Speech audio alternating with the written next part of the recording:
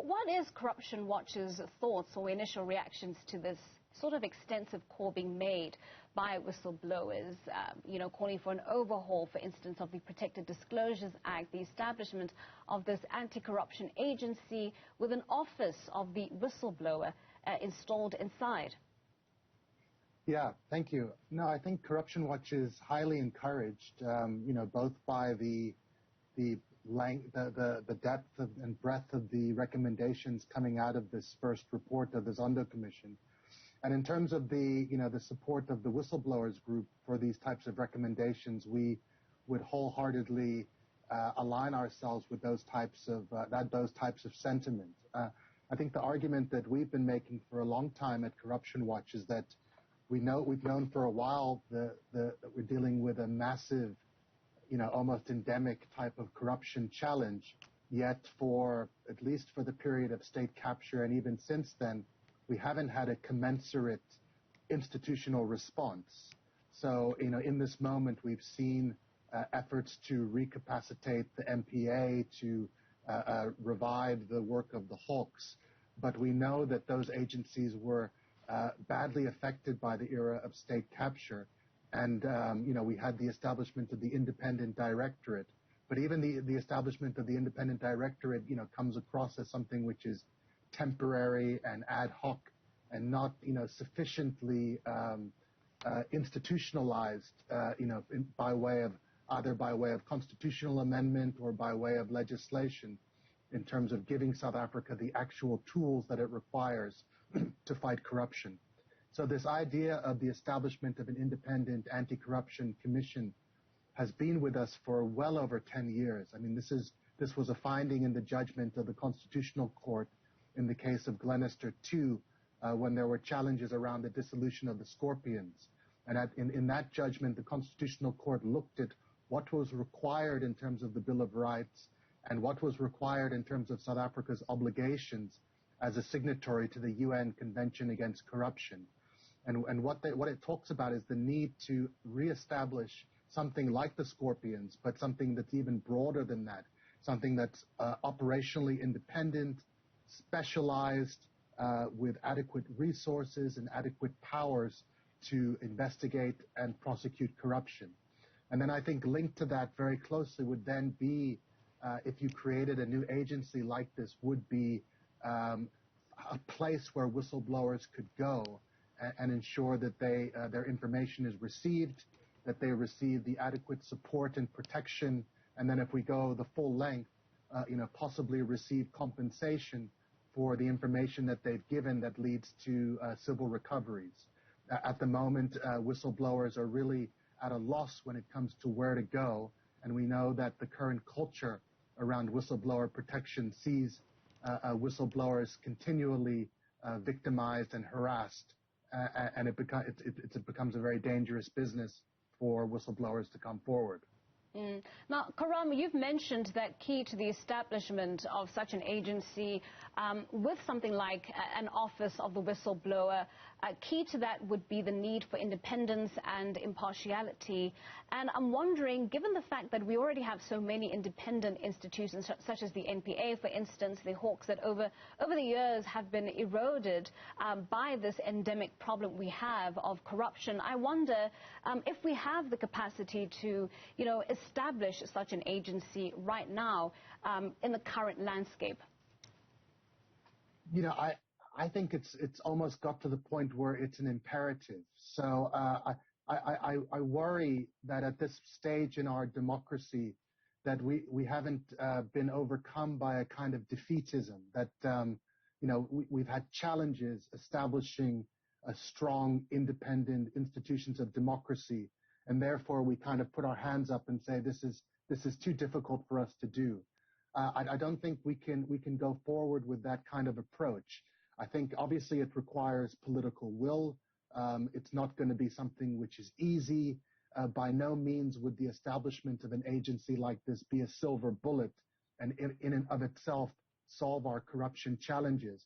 But if we're committed to a process of deepening our constitutional democracy and beginning to turn the tide in the fight against corruption, then we need to be courageous and we need to be bold in terms of the institutional response that's required to do that.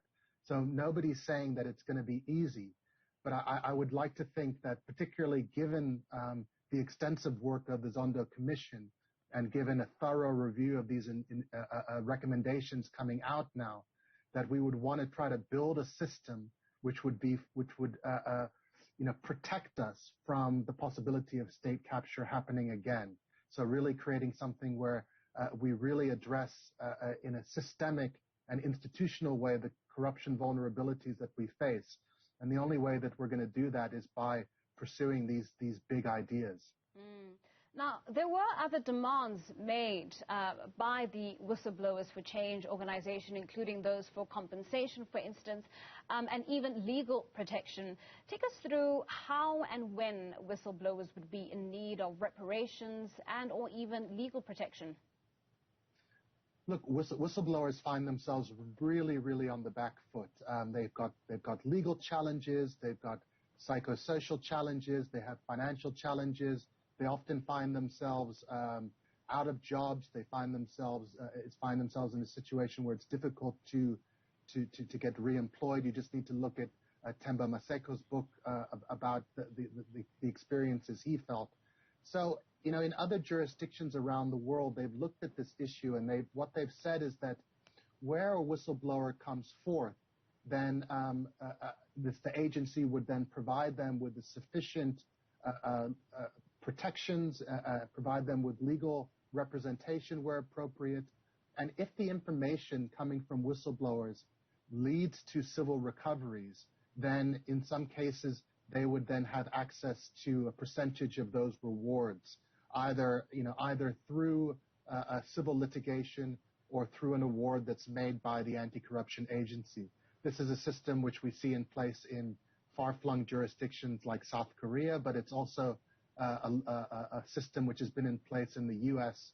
for almost over 2 centuries. So it's a new approach. It's a way of thinking about incentivizing whistleblowing. Of course, it doesn't. If a whistleblower has mixed motives or is coming forth with false information, obviously that would be a vulnerability and something which would have to be assessed to ensure that this system is not abused. But I think we do need to turn the tide towards some system whereby whistleblowers feel protected and they feel incentivized. Because, even if we go back to the president's statement when he gave his closing remarks at the Zondo Commission, he spoke quite eloquently about the role that whistleblowers have played in the fight against corruption. We know that corruption happens behind closed doors in shadowy rooms, and if it isn't for the testimony and the courageous approach of whistleblowers, in many cases, the information around corruption never comes forth. So, we need a system which can encourage whistleblowing, but we can only really do that if we know that, if whistleblowers know that they will be protected and that they won't be victimized, and that's not the case in the current system. But Karam, how do we ensure that we don't have a duplication of processes here? We have a National Prosecuting Authority, we have an Investigative Directorate, both of whom are already severely under-resourced in doing their respective jobs. We have the South African Police Services, we even have the Hawks, which is a priority crimes unit. How do we make sure that we're not duplicating processes or duplicating work when we already have existing institutions that ought to be able to do what this anti-corruption agency or unit would essentially be doing? I think that what I would hang on to in your question is they ought to be able to do it. But we've seen that they haven't been able to do it. We know that it's not easy to prosecute these complex cases of corruption. As we've moved away from the prosecution-led approach to investigations, which was important to the Scorpions model, we've really seen significant challenges. So whenever there's a handoff in the system between investigators to prosecutors, you're going to find challenges. So there would absolutely have to be a realignment, a reassessment of whether we amalgamate certain institutions so there's not that kind of duplication.